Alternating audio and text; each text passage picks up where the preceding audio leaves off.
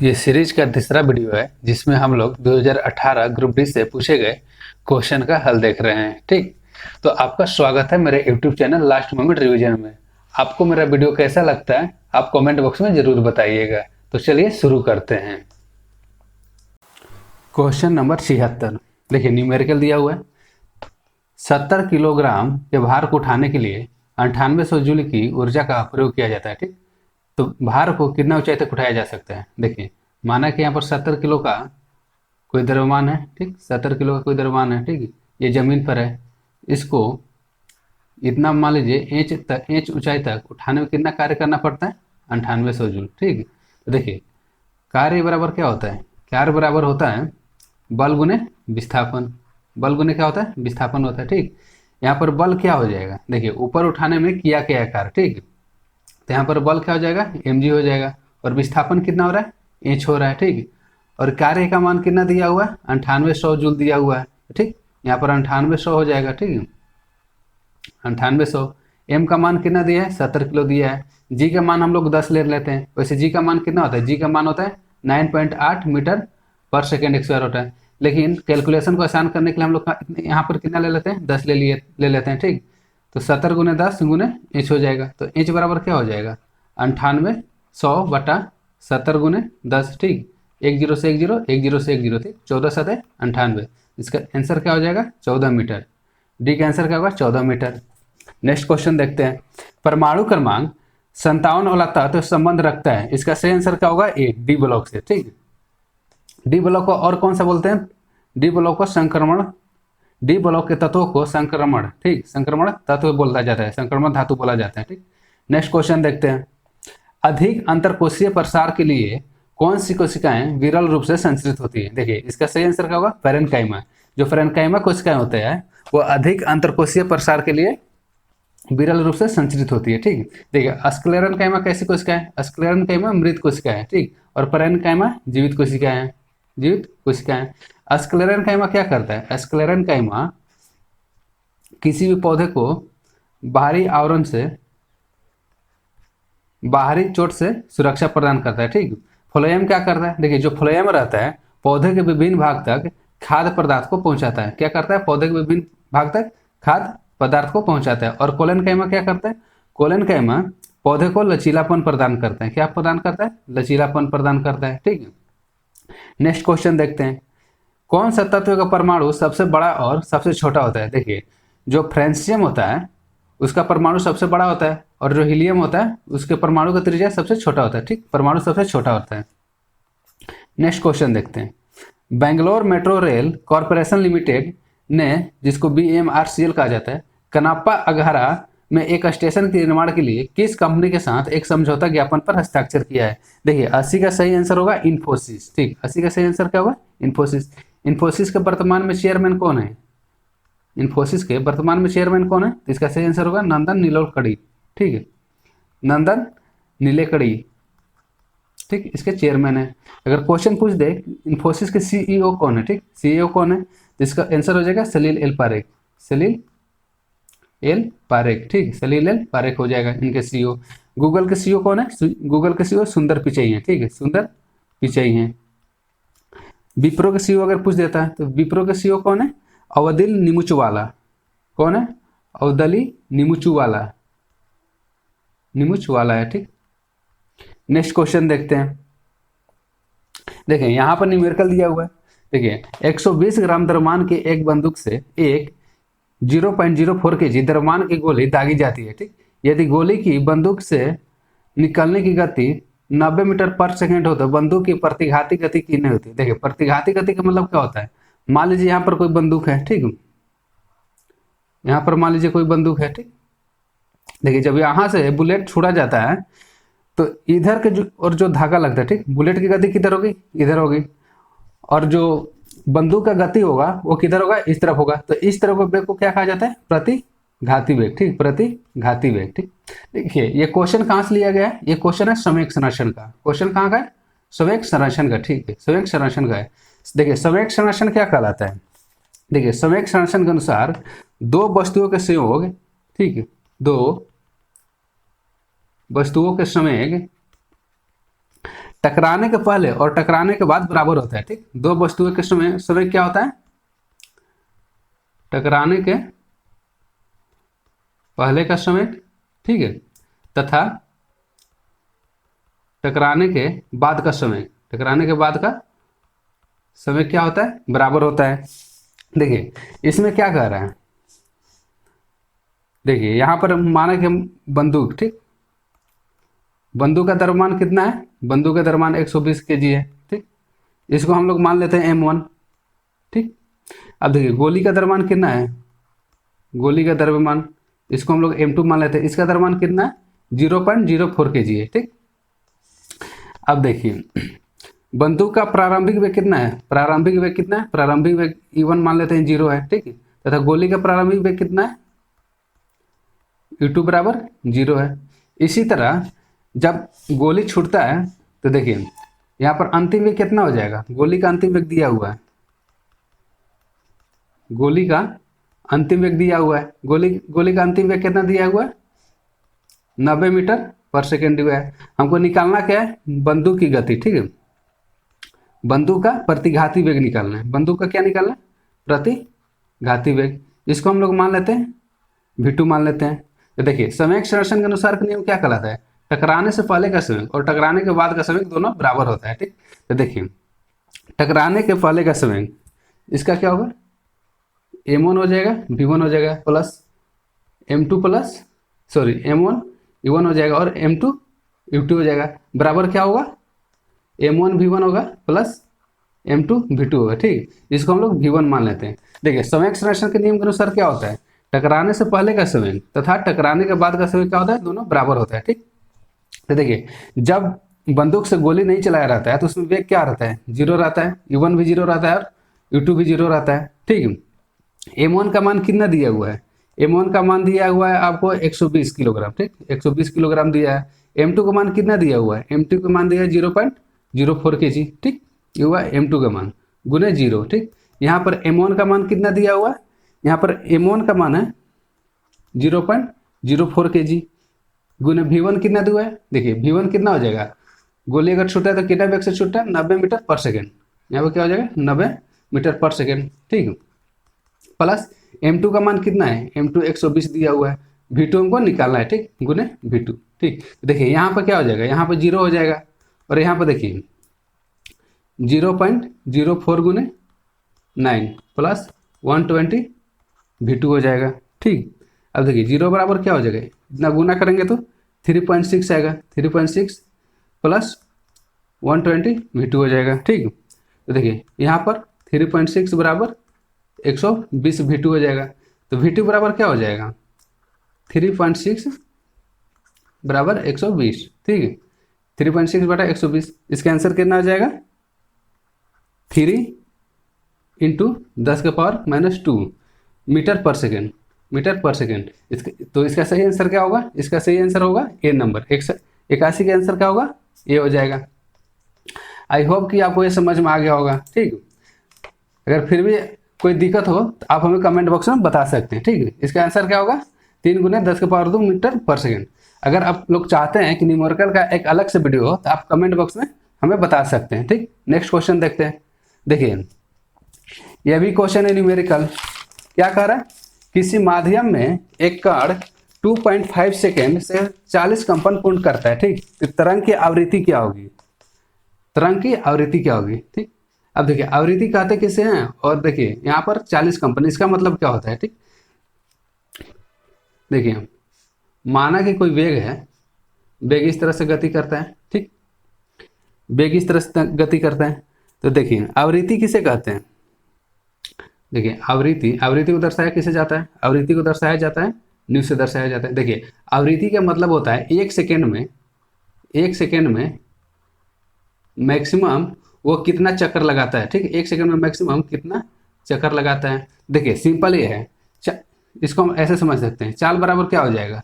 दूरी बटा समय होता है। चाल बराबर क्या होता है? दूरी बटा समय है। समय कितना दिया हुआ है?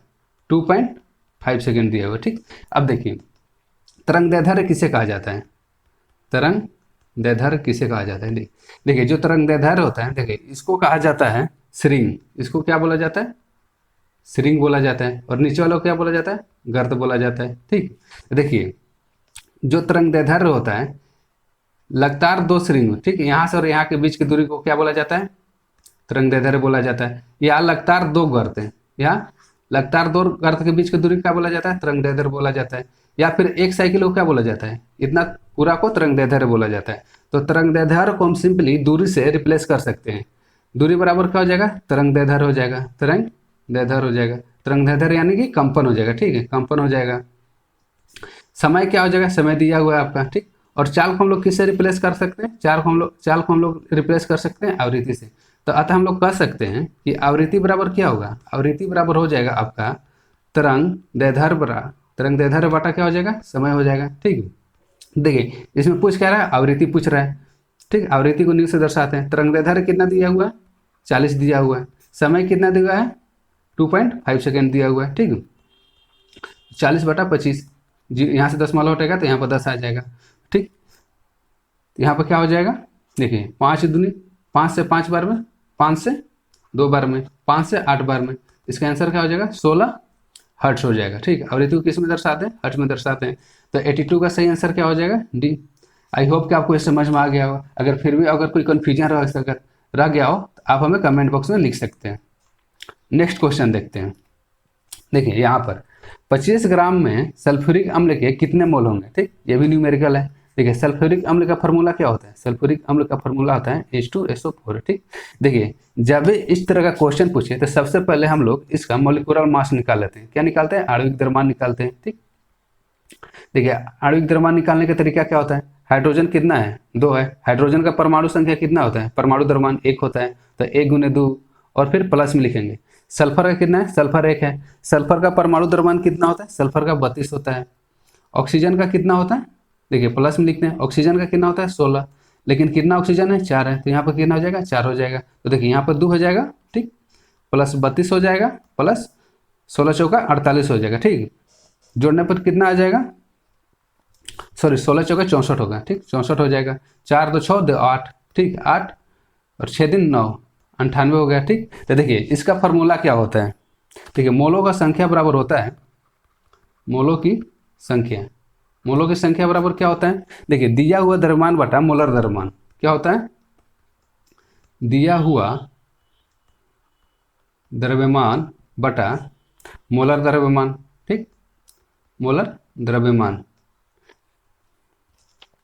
n बराबर होता है m/m। ठीक, तो देखिए दिया हुआ द्रव्यमान कितना है, 25 है, और मोलर द्रव्यमान कितना है, H2SO4 का 98 आया, तो यहाँ पर 98 लिख देंगे। इसको कैलकुलेशन करने पर आंसर कितना आ जाएगा, 0.255 मोल आ जाएगा। ठीक, इसका सही आंसर क्या होगा, E। 83 का सही आंसर होगा ए होगा।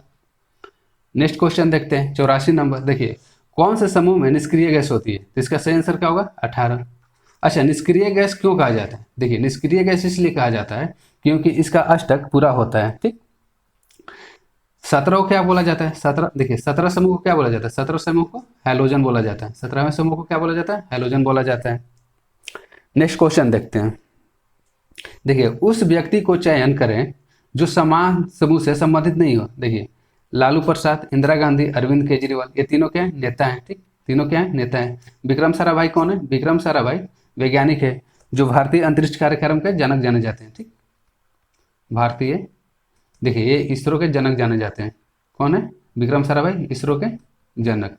ठीक, नेक्स्ट क्वेश्चन देखते हैं। देखिए निम्नलिखित में से कौन सा पुरस्कार द इंग्लिश पेशेंट ने जीता है। देखिए इसका सही आंसर क्या होगा, 86 का ए होगा, गोल्डन मैन बुकर पुरस्कार। ठीक, देखिए इसके लेखक कौन है, द इंग्लिश पेशेंट के लेखक।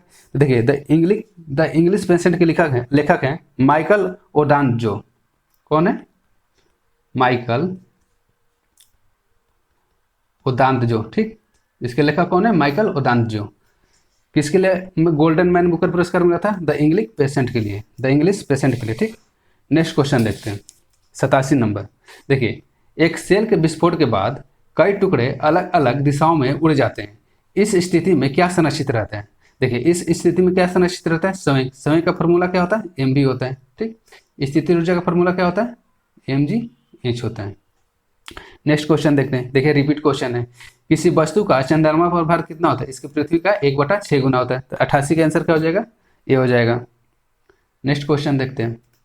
देखिए 556 गोल हरे एवं सिकुड़े पीले बीज के हाइब्रिड क्रॉस में कितने बीज गोल और पीले होते हैं? देखिए इसका सही आंसर क्या होगा? इसका सही आंसर 315 होगा। ये कहाँ का क्वेश्चन है? ये आनुवांशिकता चैप्टर का है, ठीक, आनुवांशिक चैप्टर का है, ठीक। देखिए ये है डाई हाइब्रिड क्रॉस में। देखिए डाई हाइब्रिड क्रॉस का फिनोटाइप अनुपात पूछता है। डाई हाइब्रिड क्रॉस का फिनोटाइप अनुपात पूछता है। फिनोटाइप अनुपात पूछता है, तो इसका सही आंसर क्या होगा? फिनोटाइप अनुपात पूछे तो 9:3:3:1 होता है, ठीक। 315 क्या होते हैं? 315 बीज गोल और पीले होते हैं। नेक्स्ट क्वेश्चन देखते हैं। नर जनन कोशिकाओं का उत्पादन कहाँ होता है? देखिए 90 का सही आंसर हो जाएगा बी, वृषण। वृषण को और क्या बोला जाता है? जो वृषण होता है मानव का प्राथमिक यौन अंग होता है। मानव का प्राथमिक प्रजनन अंग होता है। मानव का प्राथमिक प्रजनन अंग कौन होता है? वृषण होता है। 91 का देखते हैं। देखिए ऑक्सीजन के सापेक्ष में क्लोरीन की संयोजकता कितनी होती है? देखिए संयोजकता किसे कहते हैं? देखिए परमाणु के किसी परमाणु के आखिरी सेल में उपस्थित इलेक्ट्रॉनों की संख्या को क्या बोला जाता है?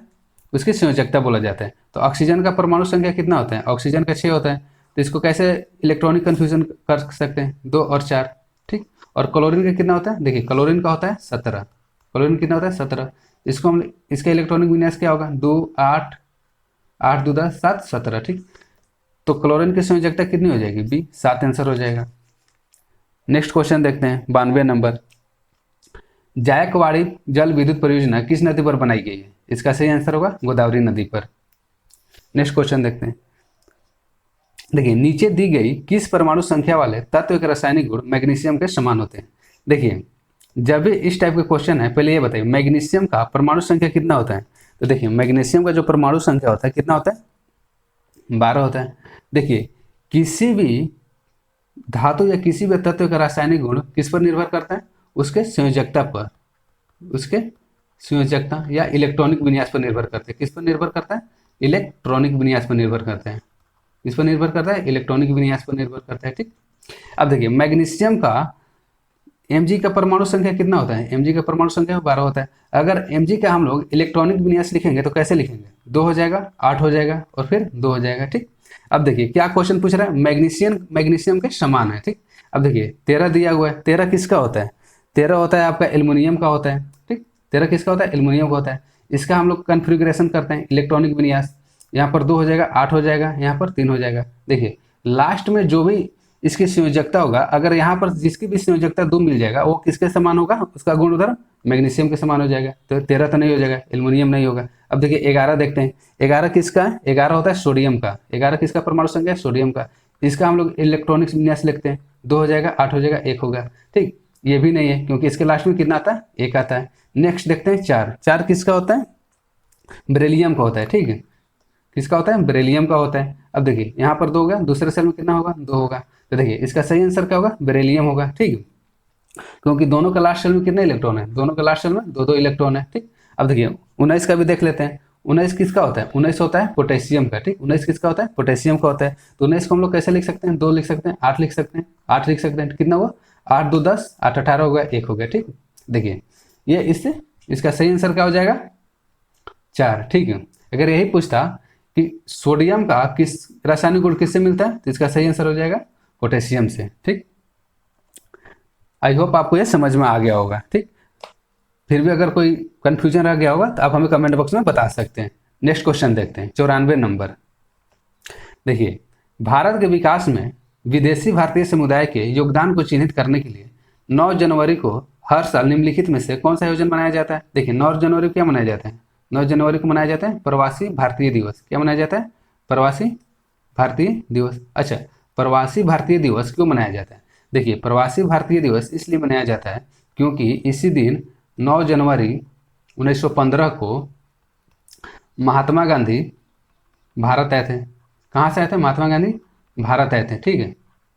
भारत आए थे और एक कहाँ से आए थे? दक्षिण अफ्रीका से। कहाँ से आए थे? दक्षिण अफ्रीका से आए थे, ठीक। तो इसका सही आंसर क्या हो जाएगा? डी, ठीक है। अगर क्वेश्चन ये पूछ ले कि प्रथम बार प्रवासी भारतीय दिवस कब मनाया गया, तो देखिए पहली बार प्रवासी भारतीय दिवस 9 जनवरी 2003 को मनाया गया था। 2003 को मनाया गया था। कहाँ पर मनाया गया था? दिल्ली में मनाया गया था।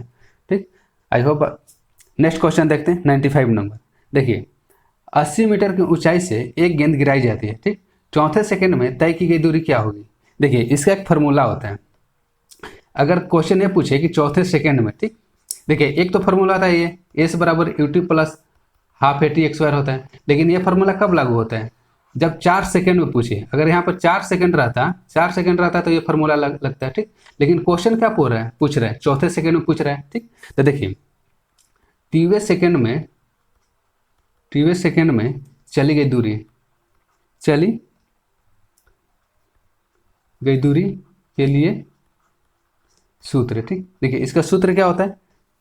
एस टी समय में चली गई दूरी के लिए होता है you plus half A into 2t-1 होता है। ठीक है, देखिए यहाँ पर क्या होगा 80 मीटर की ऊंचाई के लिए। ठीक, तो देखिए एस टी समय में यू बराबर कितना हो जाएगा? यू बराबर 0 होगा, क्योंकि प्रारंभिक वेग 0 हुआ है, तो यहाँ पर 0 हो जाएगा। ठीक, 1/2। देखिए यहाँ पर ऊपर की ओर जाता है, तो यहाँ पर हम ए को किससे रिप्लेस कर सकते हैं? ए को जी से रिप्लेस करते हैं, यहाँ पर जी हो जाएगा। ठीक, 2t-1 हो जाएगा। ठीक, यहाँ पर देखिए 0 हो जाएगा, तो यहाँ पर 1/2। जी का मान नहीं दिया हुआ है, देखिए जी का मान कितने हुआ दिया हुआ है? 10 दिया हुआ है, यहाँ पर 10 लिख सकते हैं। ठीक, 10 लिखेंगे। अब देखिए 2t यानी कि चौथे, तो यहाँ पर कितना हो जाएगा? 4 दूनी 8, 8 माइनस 1। ठीक, 8 माइनस कितना हो जाएगा? यहाँ पर 1 हो जाएगा। तो देखिए यहाँ पर क्या हो जाएगा? 1/2 गुने 10 गुने 7। ठीक, 2 से 10 5 बार में, तो आंसर कितना आ जाएगा? 35 मीटर। ठीक, देखिए ये फॉर्मूला आप लोग याद रखिएगा। एनवें समय में चली गई दूरी के लिए सूत्र क्या होता है? You plus half A into 2t-1। ठीक है, नेक्स्ट क्वेश्चन देखते हैं। आधुनिक आवर्त सारणी में किस समूह में हैलोजन का रखा गया है? तो इसका सही आंसर क्या होगा? 17वां समूह में। 18वें समूह में किसको रखा गया है? 18वें समूह में निष्क्रिय गैस को रखा गया है। ठीक, निष्क्रिय गैस को रखा गया है। ठीक, और फर्स्ट समूह को क्या कहा जाता है? देखिए अगर फर्स्ट समूह पूछे प्रथम समूह को, तो इसको क्षार धातु बोला जाता है। इसको क्या बोला जाता है? क्षार धातु बोला जाता है। ठीक, और 16वें समूह को क्या बोला जाता है? चैल्कोजन बोला जाता है। ठीक, नेक्स्ट क्वेश्चन देखते हैं। निम्नलिखित प्लांट में से कौन सा प्लांट बॉडी जो जड़ों, तना और पत्तियों में विभक्त नहीं होता है? देखिए ऐसे पौधे जिनका प्लांट बॉडी जड़, तना और पत्तियों में विभक्त नहीं होता है, उसको क्या बोला जाता है? किस समूह में रहता है? वो थैलोफाइटा में रहता है। किस समूह में रहता है? थैलोफाइटा में रहता है। और थैलोफाइटा का एग्जाम्पल क्या होता है? थैलोफाइटा का एग्जाम्पल शैवाल होता है। ठीक, तो देखिए इसमें शैवाल का एग्जाम्पल कौन सा है? शैवाल का एग्जाम्पल है स्पाइरोगैरा। तो इसका सही आंसर क्या हो जाएगा? स्पाइरोगैरा, डी।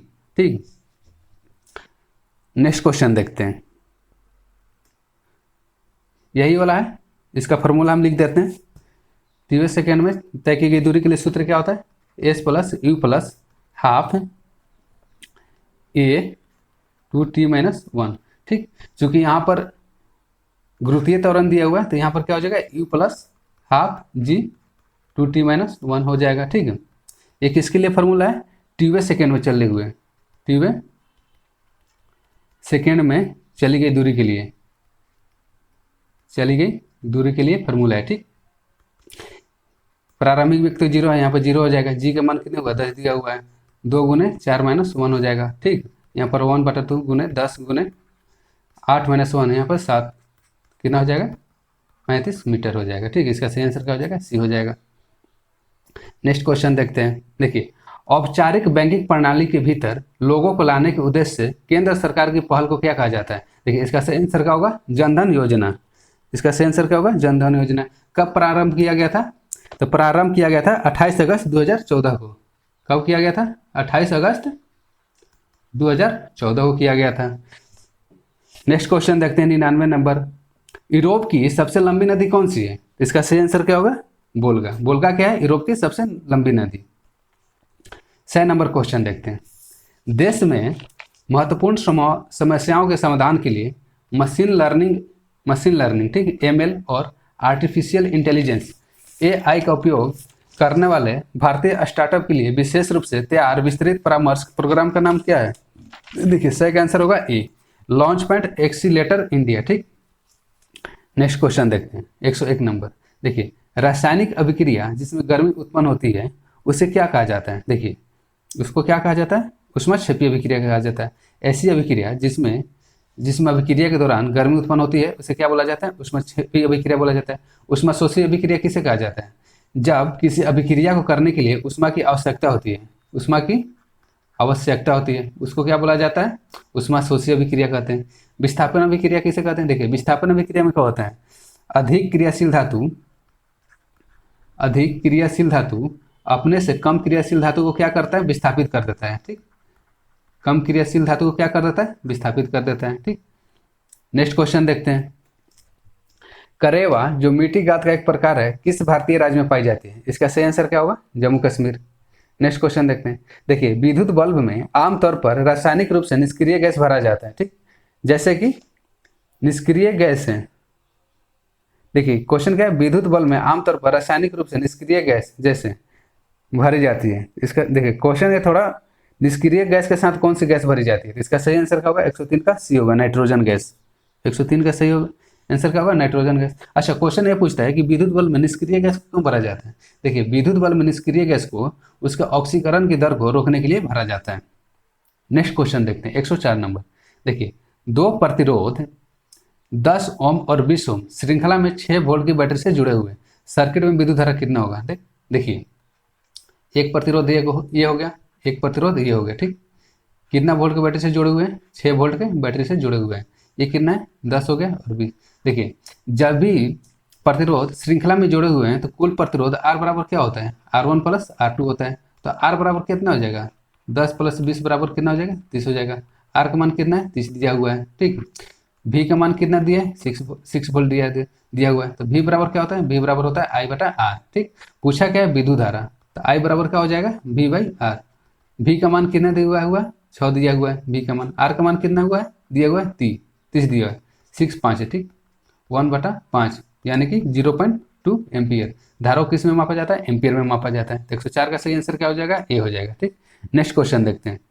कॉइल की गति की दिशा चुंबकीय क्षेत्र के सापेक्ष कितना होने पर प्रेरित धारा सबसे अधिकतम होती है? देखिए, जब कॉइल की गति की दिशा चुंबकीय क्षेत्र के 90 डिग्री होता है तो प्रेरित धारा सबसे अधिक होता है। इसका सही आंसर क्या होगा? 90 डिग्री। 106 नंबर देखते हैं। देखिए, यजुवेंद्र चहल किससे संबंधित है? इसका सही आंसर क्या होगा? क्रिकेट से संबंधित है। अभी यजुवेंद्र चहल 2020 में किस टीम से IPL खेल रहे हैं? तो RCB से खेल रहे हैं। ठीक, नेक्स्ट क्वेश्चन देखते हैं, 107 नंबर। देखिए, दिए गए विलयन के pH पर विचार करें। ठीक, किस विलयन में हाइड्रोजन आयन की उच्चतम सांद्रता होगी? ठीक, देखिए, अम्ल होता है, अम्ल को 2 भागों में बांटा गया है। ठीक, एक होता है प्रबल अम्ल, ठीक, और दूसरा होता है दुर्बल अम्ल। देखिए, प्रबल अम्ल किसे कहते हैं? जब किसी विलयन में अम्ल को मिलाया जाता है तो अगर H+ आयन की सांद्रता अधिक हो तो उसे क्या बोला जाता है? प्रबल अम्ल बोला जाता है। देखिए, क्वेश्चन क्या पूछ रहा है? दिए गए विलयन के pH पर विचार कीजिए कि किस विलयन में हाइड्रोजन आयन की उच्चतम सांद्रता होगा। ठीक, तो देखिए, इसका सही आंसर क्या होगा? 2.4।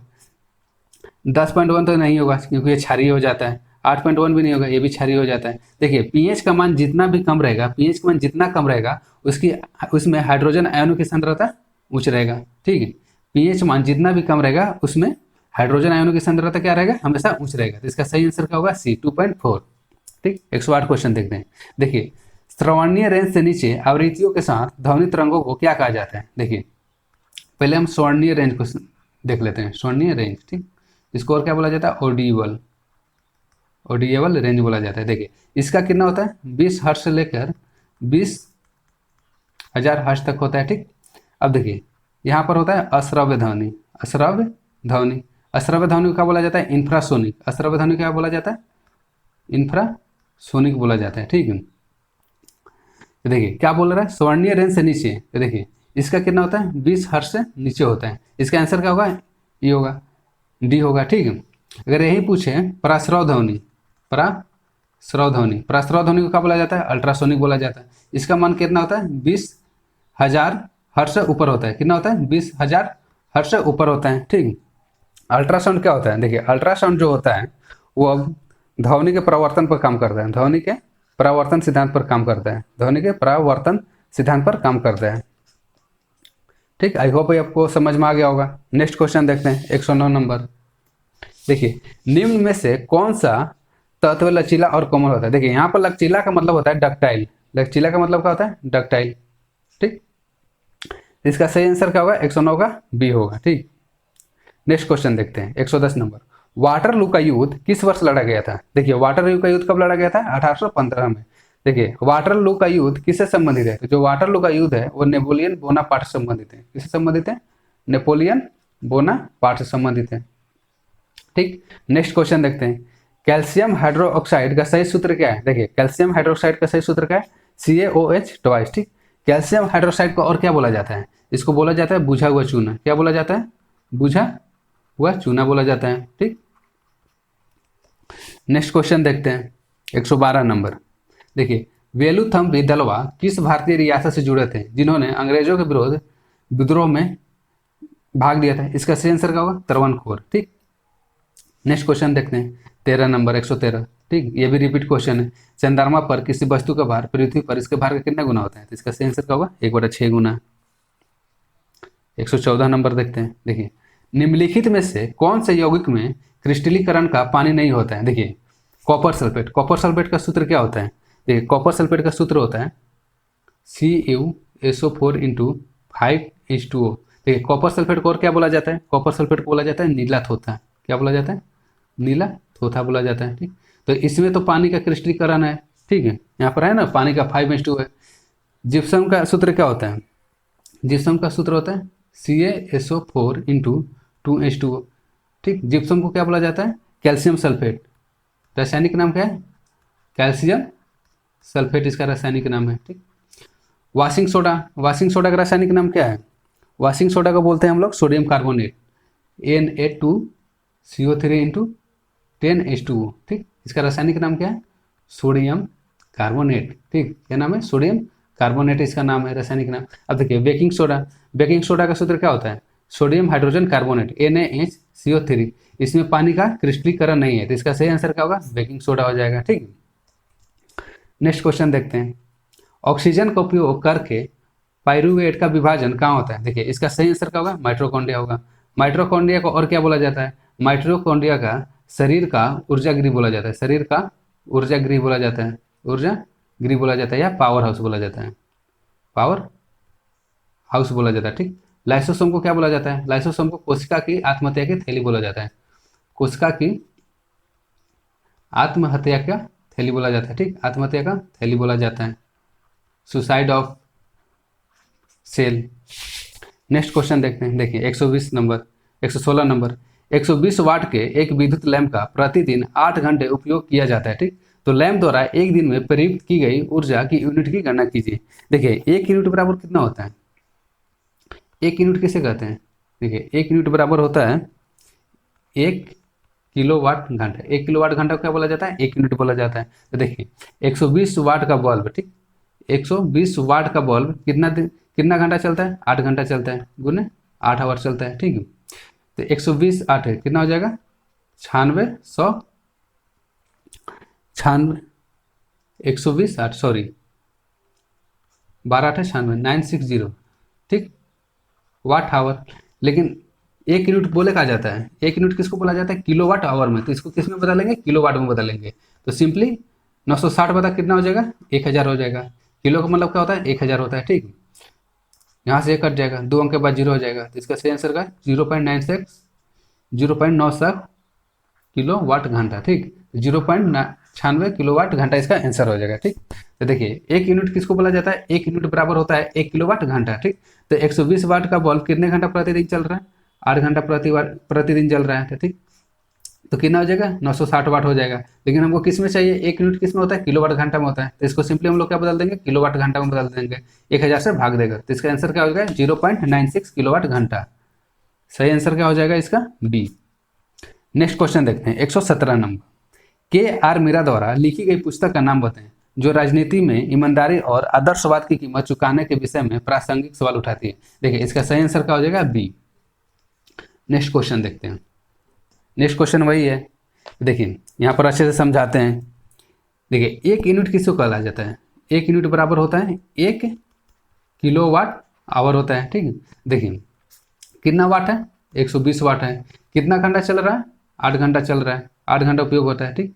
तो 12 कितना होता है, 96 होता है। ठीक, यहाँ पर कितना होगा, 960 वाट आवर हो जाएगा। लेकिन हमको चाहिए कितना, हमको चाहिए किलो वाट में। ठीक, तो सिंपली किलो वाट में बदलने के लिए क्या करेंगे, किलो वाट में बदलने के लिए हम लोग 1000 से भागा देंगे। तो इसका सही आंसर क्या हो जाएगा, 0.96 किलो वाट आवर, यानी कि 0.96 यूनिट हो जाएगा। ठीक, आई होप आपको ये समझ में आ गया होगा। ठीक, option number b. Next question देखते हैं।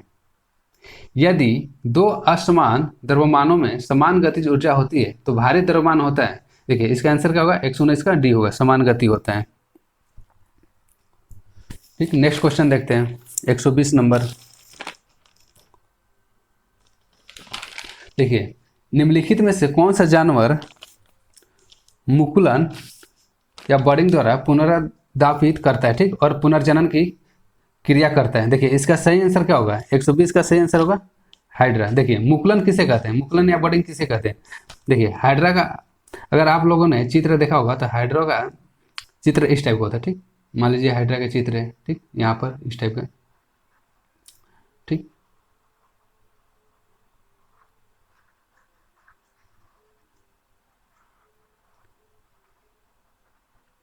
ये हो गया हाइड्रा का चित्र हो गया। ठीक, देखिए बर्डिंग मतलब होता है उभार, बर्डिंग मतलब क्या होता है, उभार। देखिए बर्डिंग में होता क्या है, जैसे ये हाइड्रा है, देखिए हाइड्रा में यहाँ से एक उभार विकसित हो रहा है, यहाँ पर क्या हो रहा है, उभार विकसित हो रहा है। ये उभार धीरे धीरे बढ़कर क्या हो रहा है, बड़ा होता जा रहा है। और ये देखिए यही उभार धीरे धीरे बढ़कर एक नया जीव बना लेता है, और बाद में क्या होता है, जैसे ही बड़ा जीव बनता है यहाँ से यह कट कर एक नया हाइड्रा का निर्माण कर देता है। यह एक नया हाइड्रा का निर्माण कर देता है इस तरह से, यहाँ पर एक नया हाइड्रा का निर्माण करता है। तो बर्डिंग में होता क्या है, देखिए बर्डिंग में क्या होता है, शरीर के किसी भाग से एक बर्डिंग निकलता है। ठीक, एक उभार जैसा निकलता है, वही उभार धीरे धीरे बढ़कर नया जीव का आकार ले लेता है, तो उसको क्या बोला जाता है, बर्डिंग बोला जाता है। ठीक, प्लाज्मोडियम का अगर पूछे तो प्लाज्मोडियम बहुविखंडन द्वारा प्रजनन करता है। कैसे करता है, बहुविखंडन द्वारा प्रजनन करता है। नेक्स्ट क्वेश्चन देखते हैं, 121 नंबर। देखिए वह बिंदु जहां पर एक वस्तु का संपूर्ण भार कार्य करता है, देखिए उसका सही आंसर क्या होगा, इसका सही आंसर होगा गुरुत्वाकर्षण का केंद्र। जो गुरुत्वाकर्षण का केंद्र होता है वहां पर संपूर्ण वस्तु का संपूर्ण भार कार्य करता है। ठीक, अब हम लोग देखते हैं नेक्स्ट वीडियो में। आई होप आपको ये वीडियो पसंद आया होगा। ठीक, अगर वीडियो आपको अच्छा लगा तो अपने दोस्तों के साथ शेयर करें, चैनल को सब्सक्राइब करें तथा वीडियो को लाइक करें। Thanks for watching.